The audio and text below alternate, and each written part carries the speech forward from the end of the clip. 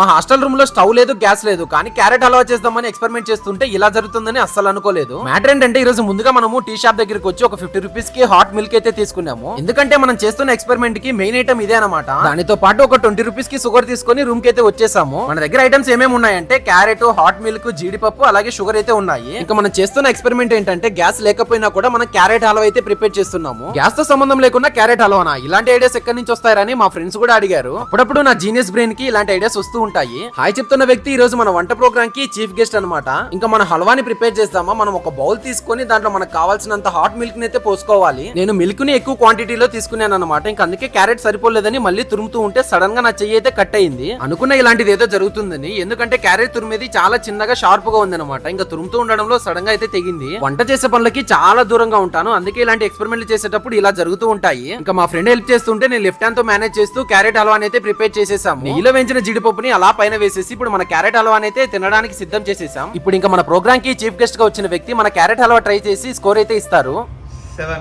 10 out of 7.